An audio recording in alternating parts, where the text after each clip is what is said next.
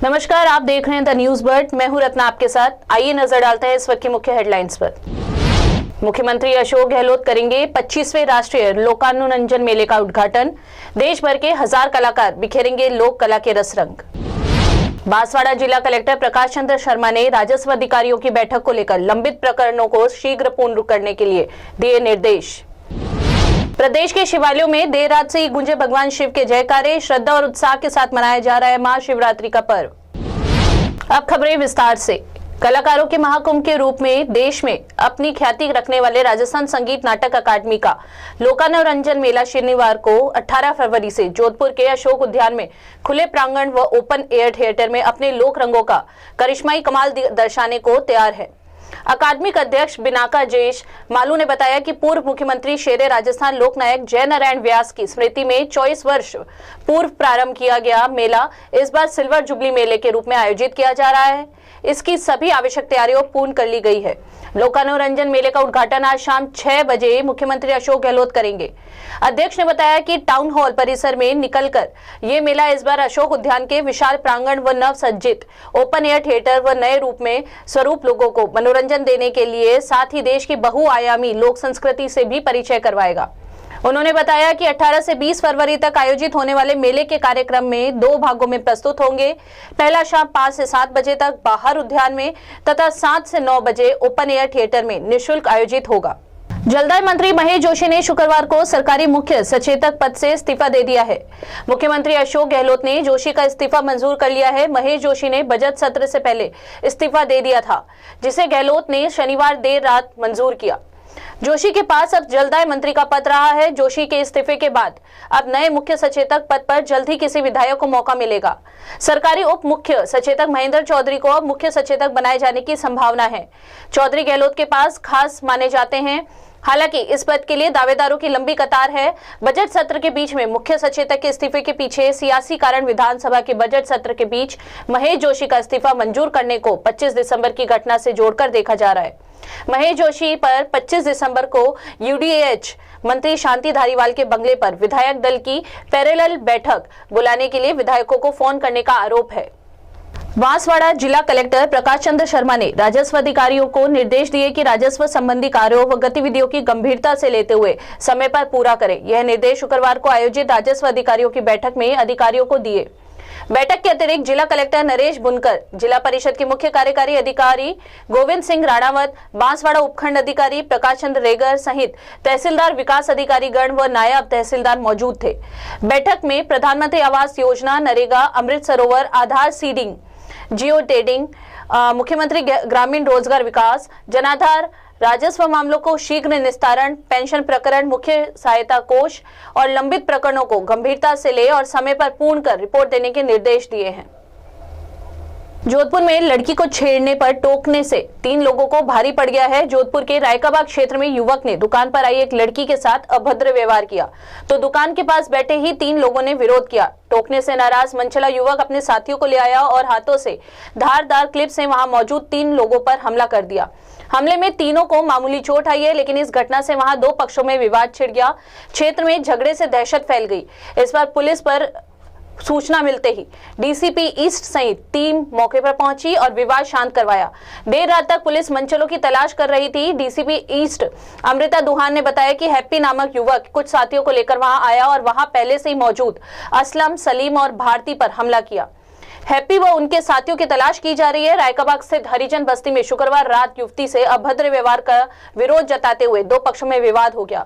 विवाद बढ़ने के बाद बदमाशों ने धारदार हथियार से हमला कर 3 लोगों को घायल किया। एक व्यक्ति ने आंख के पास चोट लगी तो कुछ वाहन भी क्षतिग्रस्त हुए। सूचना मिलते ही मौके पर अधिकारी भी पहुंचे और हालात को काबू किया। अब वक्त हो चला है ब्रेक का। आप बने रहिए द न्यूज बर्ड के साथ। हेल्थ से जुड़े हर विषय पर होगी सीधी बात। देखिए टॉक फॉर हेल्थ, जहां होंगे मेडिकल एक्सपर्ट्स, डॉक्टर्स और स्पेशलिस्ट जो आपको देंगे सही राय और सही सलाह। टॉक फॉर हेल्थ हर गुरुवार दोपहर 1 बजे। जनता से जुड़ी हर खबर,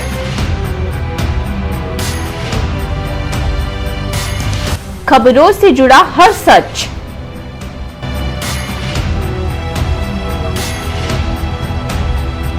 हर मुद्दे पर होगी हमारी नजर।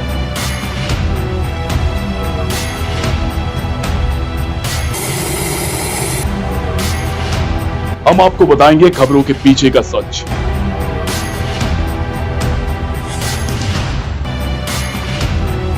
हम आपको सुनाएंगे भीड़ में दब रही आवाज।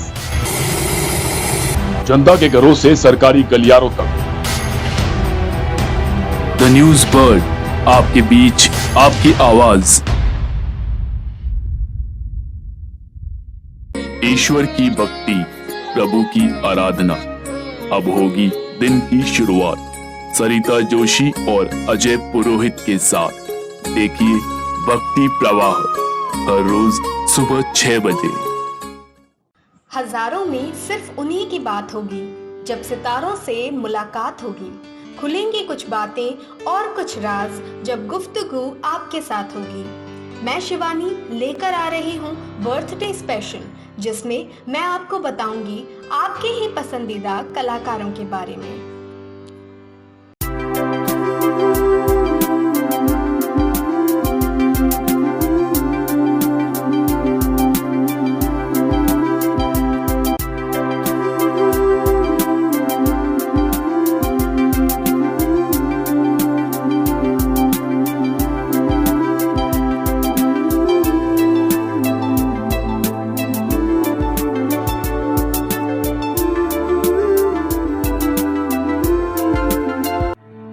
एक ऐसा प्रदेश जहां वीरों ने अपने खून से लिखा इतिहास। एक ऐसा प्रदेश जहां आज भी सुनाई जाती है वीरों की गाथाएं। एक ऐसा प्रदेश जहां के दुर्ग खुद बताते हैं यहां का इतिहास। द न्यूज बर्ड पर देखिए गौरव राजस्थान का हर सोमवार दोपहर 1 बजे। एक सितारा जिसने किया करोड़ों लोगों के दिलों पर राज, अपनी कलाकारी से कभी रुलाया तो कभी हंसाया। रंगमंच की दुनिया में जिसने की खूब अपनी जिंदगानी। द न्यूज बर्ड पर जानिए ऐसे ही सितारों की कहानी अर्पिता की जुबानी। ब्रेक के बाद आपका फिर से स्वागत है। जोधपुर के भदवासिया क्षेत्र में सुबह एक ट्रक के अचानक पलट जाने से क्षेत्रवासियों में हड़कंप मच गया। ऐसा बताया जा रहा है कि ट्रक चलते चलते अचानक से अनियंत्रित होकर पलट गया। हालांकि अच्छी बात यह बताई जा रही है कि आसपास कोई दूसरी गाड़ी नहीं होने से कोई बड़ा हादसा नहीं हुआ। वहीं ट्रक पलटने से लोगों की भीड़ जमा हो गई। दुनिया भर में भगवान शिव के कई मंदिर हैं। सभी मंदिर अपनी कोई ना कोई विशेषता भी है।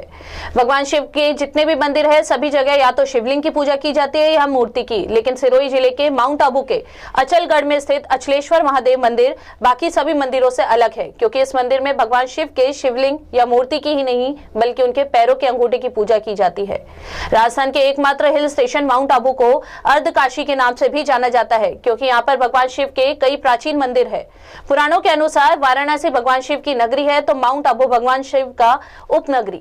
अचलेश्वर महादेव मंदिर माउंट आबू शहर से लगभग 11 किलोमीटर दूर उत्तर दिशा में अचलगढ़ की पहाड़ियों पर किले के पास स्थित है। मंदिर परिसर में द्वारकाधीश मंदिर भी बना हुआ है। गर्भगृह में बाहर वरा, नरसिंह, वामन, कश्यप, मत्स्य, कृष्ण, राम, परशुराम, बुद्ध व कलिंगी अवतारों के काले पत्थरों की भव्य मूर्तियां हैं। अचलेश्वर महादेव मंदिर, इस मंदिर की विशेषता यह है क्योंकि ये विश्व में एक ऐसा मंदिर है जहाँ पर ना तो किसी मूर्ति की पूजा होती है और ना ही किसी लिंग की, बल्कि अथवा उसके यहाँ पर शिवजी के दाहिने पैर के अंगूठे की पूजा होती है। शिवजी का भोलेनाथ का मंदिर है। वर्षों से हम यहाँ पे आ रहे हैं, सारी मनोकामनाएं हमारी पूर्ण होती है। क्या विशेषता है इस मंदिर की? इस मंदिर की विशेषता है कि यहाँ भगवान शिव के अंगूठे की पूजा होती है। भरतपुर में पुलिस की नकारा कार्यशैली के चलते अपराधी बेलगाम होते जा रहे हैं, जिसके चलते लापता नाबालिग लड़की का संदिग्ध अवस्था में खेत में शव पड़ा मिला। मौके पर मौजूद ग्रामीण हत्या का अंदेशा जता रहे हैं। कामा थाना पुलिस पूरे मामले की जांच कर रही है। जोधपुर के मथुरादास माथुर अस्पताल की मोर्चरी के बाहर विवाहिता कंचन मौत के बाद भी चल रहा परिजनों का धरना शनिवार को समाप्त हुआ। परिजनों ने प्रशासन की समझाइश और ससुराल पक्ष के नामजद अन्य लोगों को गिरफ्तार करने के आश्वासन के बाद धरना समाप्त कर दिया। मोर्चरी में पिछले 8 दिनों से परिजन कंचन की दहेज को लेकर हत्या का आरोप लगाते हुए धरने पर बैठे थे। उन्होंने इस मामले में कंचन के जेठ सास को गिरफ्तार करने की मांग की थी। इसी मांग को लेकर परिजन धरने पर बैठ गए थे। इस मामले में पूर्व में पुलिस ने महिला के पति मनोहर लाल को गिरफ्तार किया था, लेकिन परिजन अन्य नामजद आरोपियों की गिरफ्तारी की मांग को लेकर अड़े रहे। कई दिनों तक संदेशे का दौर चलता रहा और इसके बाद सीएम के दौरे से ऐन पहले परिजनों को अन्य आरोपियों को गिरफ्तार करने का आश्वासन दिया। इसके बाद परिजन राजी हुए। आज जो ये कंचन का जो शव मोर्चरी में लंबे समय से यहाँ पर पड़ा था, तो प्रशासन की पूरी टीम और सर यहाँ पर भूपेंद्र सिंह जी यहाँ पर पधारे और पूरा परिवार को जो प्रेस नोट एक जारी करके इन्होंने परिवार को संतुष्ट किया है और ये बॉडी उठाने के लिए राजी हुए हैं। तो मैं कैमरामैन से निवेदन करूंगा कि आप सर से ही हम जानेंगे कि आपने ऐसा क्या आश्वासन दिया तो परिवार इतना अड़ा हुआ था और वो बॉडी लेने के लिए मान गया। शुरू से हम ये सही जांच इसमें कर रहे थे। 3 मुलजिमों के खिलाफ इन्होंने एफआईआर दर्ज कराई है, जिसमें पति को हम पहले ही गिरफ्तार कर चुके हैं। 2 अन्य मुलजिम जो एफआईआर में नामजद हैं, सास कमला और जेठ प्रेमाराम, उनके खिलाफ भी जुर्म प्रमाणित है। उनकी तलाश के लिए विभिन्न टीमें हमारी ग्रामीण क्षेत्र में घूम रही है, पिपाड़ थाना क्षेत्र में, और भी जहां उनके संभावित स्थान है वहां भी हमारी टीमें लगी हुई है। और भी जो पुलिस के अन्य तरीके हैं उस हिसाब से हम तलाश कर रहे हैं। अति शीघ्र हम दोनों मुलजिम जो फरार है, सास और जेठ को गिरफ्तार कर लेंगे। उनके खिलाफ भी जुर्म प्रमाणित। सर, कुछ लोग ऐसा कह रहे हैं कि सीएम साहब की विजिट है और प्रशासन दबाव में आकर ये नोटिस दे रहा है, आरोपियों को बाद में गिरफ्तार नहीं करेगा। मैं इनके साथ 7 दिन से हूँ जी, लगातार आता हूँ, लगातार इनसे रिक्वेस्ट कर रहा हूँ, ये गवाह है, रोज मैं इनके तो मैं अपने वरिष्ठ है समाज के उनसे और परिवारजन जो अंडाराम जी और भागीरथ जी, मोनू भाई जो यहाँ पर बैठे हैं, तो उनसे मैं निवेदन करूंगा, आपको भरोसा है पुलिस पर और पुलिस की कार्रवाई से आपको संतुष्ट है क्या? आप बताएं दोस्तों। बिल्कुल भरोसा है। तो अब आपने क्या निर्णय लिया है? किसी के दबाव में आकर तो कोई निर्णय नहीं लिया आपने? नहीं।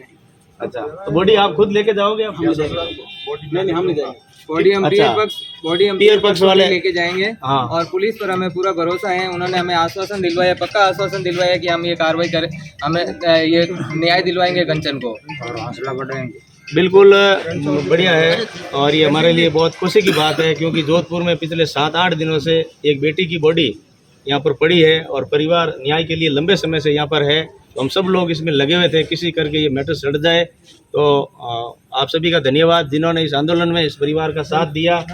और मैं रणछोड़ जी से भी निवेदन करूंगा, हमारे समाज के वरिष्ठ व्यक्ति है, आपकी भी अहम भूमिका रही परिवार को समझाइश करने के लिए, क्योंकि ऐसे मौके पर परिवार का दिमाग काम करना इतना बंद कर देता है और अलग अलग तरीके से लोगों की जो सलाह थी, ऐसे करके ये मामला थोड़ा तूल पकड़ लिया। रेल प्रशासन में पिपाड़ रोड रायकाबाग रेल मार्ग पर दोहरीकरण कार्य के चलते मेड़ता रोड से जोधपुर के बीच आंशिक रद्द की गई इंदौर सुपरफास्ट एक्सप्रेस के यात्रियों को वैकल्पिक व्यवस्था से जोधपुर पहुंचाकर अपने सामाजिक सरोकार का निर्वहन किया है।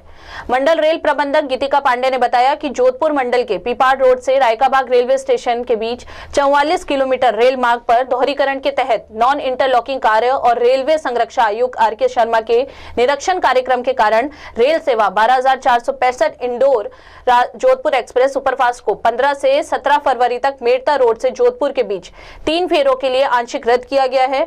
उन्होंने बताया कि हालांकि रद्दीकरण की सूचना समय रहते यात्रियों को उचित माध्यमों से दी गई थी, लेकिन इसके बावजूद ट्रेन से जोधपुर आने वाले यात्रियों को वैकल्पिक बंदोबस्त करते हुए रेल प्रशासन ने जोधपुर पहुंचाकर उन्होंने बताया कि हालांकि रद्दीकरण की सूचना समय रहते यात्रियों को उचित माध्यमों से दी गई थी, लेकिन इसके बावजूद ट्रेन से जोधपुर आने वाले यात्रियों को वैकल्पिक बंदोबस्त करते हुए रेल प्रशासन ने यात्रियों को जोधपुर पहुंचाकर कोई असुविधा नहीं होने दी और सकुशल जोधपुर पहुंचाकर अपने सामाजिक सरोकार को निभाया।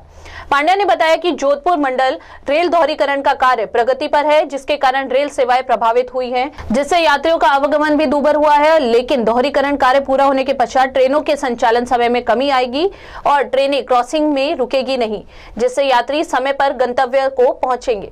जैसा आपको विदित ही है, बहुत ही तीव्र गति से दोहरीकरण का कार्य हो रहा है, डबलिंग का कार्य हो रहा है फुलेरा से लेके जोधपुर तक। इसी कड़ी में हम लोगों ने 44 किलोमीटर 160 किलोमीटर ऑलरेडी हो रखा है। 44 किलोमीटर के करीब हमारा पिपाड़ से लेके रायकाबाग का CCRS जो चीफ कमिश्नर रेलवे सेफ्टी है मिस्टर शर्मा जी, वो आए थे मुंबई से और पूरी टीम कंस्ट्रक्शन की CO एंड पूरे PHODs के और डिवीजन की पूरी टीम थी।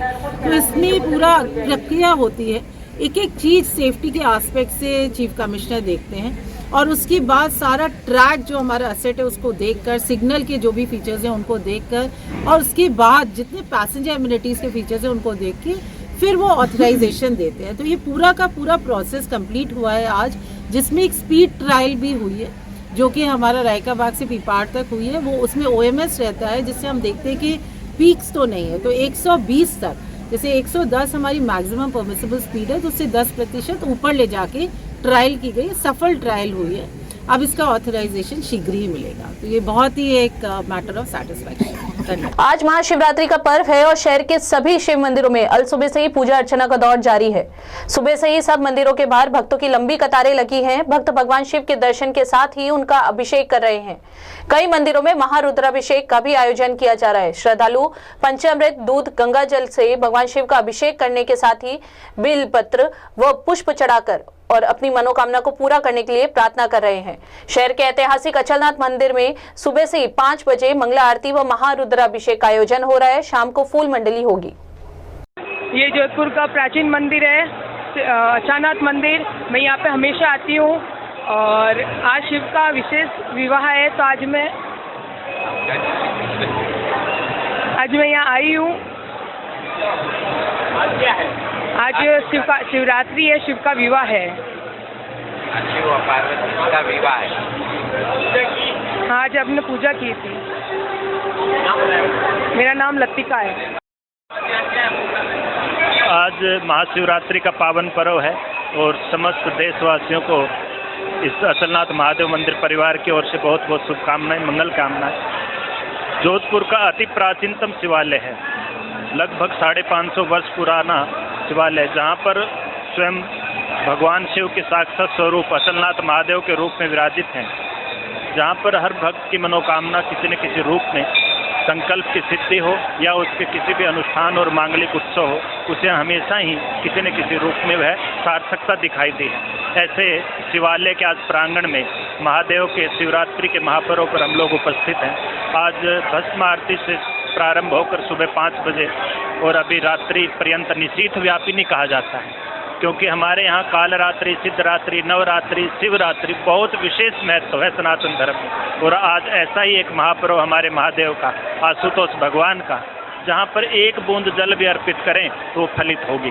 तो ऐसे महादेव जी जहाँ एक बेलपत्र, एक जल की बूंद भी यदि हम अर्पित करते हैं तो कल्याणकारी सिद्ध होगी। आज ऐसी शिवरात्रि के महान पर्व पर अचलनाथ महादेव मंदिर में सुबह भस्म आरती 5 बजे, उसके उपरांत 8 बजे रुद्राभिषेक, अभी श्रृंगार आरती 11 बजे, अभी फिर 12 बजे अभिषेक पुनः प्रारंभ होगा, जो सायं 5 बजे कर्पूर आरती। रात को चारों पहर की 10:30, 2:30, 3:30 और 5 बजे जो चारों पहर की आरती होंगी, उसके बाद हम भगवान के उत्सव को बड़े ही आनंद के साथ, मंगल के साथ, सबकी कल्याण की भावना, सर्वे भवन्तु सुखिनः की भावना, वसुधैव कुटुम्बकम, इस प्रकार की भावना के साथ हम सभी आयुष्य और आरोग्य के साथ संपूर्ण देशवासियों को कल्याण के लिए, जोधपुर वासियों कल्याण के लिए आज अचलनाथ महादेव मंदिर में शिवरात्रि का महोत्सव मनाया जा रहा है। इसकी बहुत बहुत मंगलकामनाएं।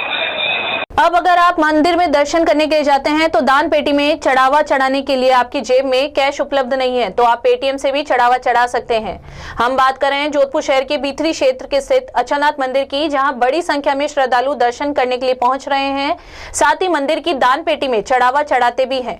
लेकिन आज के आधुनिक युग में सभी जगहों पर नेट बैंकिंग के चलते नकद रुपए के उपलब्ध नहीं होने से परिस्थिति में मंदिर प्रशासन द्वारा श्रद्धालुओं की सुविधा के लिए पेटीएम की सुविधा उपलब्ध कराई गई है। अचलनाथ मंदिर में पुजारी ने बताया कि सभी श्रद्धालु पूरी श्रद्धा के साथ मंदिर के दान पेटी में चढ़ावा चढ़ाते हैं, लेकिन नेट बैंकिंग होने के चलते कई बार जेब में कैश नहीं होता है, इसलिए पेटीएम की सुविधा उपलब्ध कराई गई है, जिससे श्रद्धालुओं की भावना भी बनी रहे। उन्होंने बताया कि यह अपने आप में किसी भी मंदिर में किया गया पहला नवाचार है। इस तरह दान पेटी में आने वाले चढ़ावे को धर्मार्थ कार्यों के लिए उपयोग में लिया जाता है।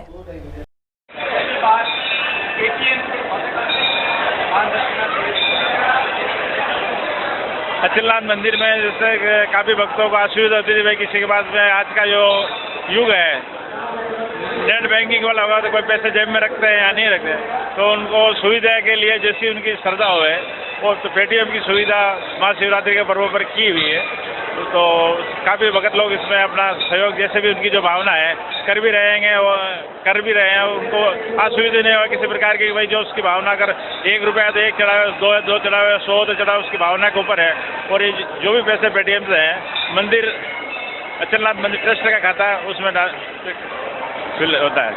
और अंत में एक बार फिर से नजर डालते हैं इस वक्त की मुख्य हेडलाइंस पर। मुख्यमंत्री अशोक गहलोत करेंगे 25वें राष्ट्रीय लोकानुरंजन मेले का उद्घाटन। देश भर के 1000 कलाकार बिखेरेंगे लोक कला के रस रंग। बांसवाड़ा जिला कलेक्टर प्रकाश चंद्र शर्मा ने राजस्व अधिकारियों की बैठक को लेकर लंबित प्रकरणों को शीघ्र पूर्ण करने के लिए दिए निर्देश। प्रदेश के शिवालयों में देर रात से ही गूंजे भगवान शिव के जयकारे। श्रद्धा और उत्साह के साथ मनाया जा रहा है महाशिवरात्रि का पर्व। अभी के लिए फिलहाल इतना ही। आप बने रहिए द न्यूज वर्ल्ड के साथ।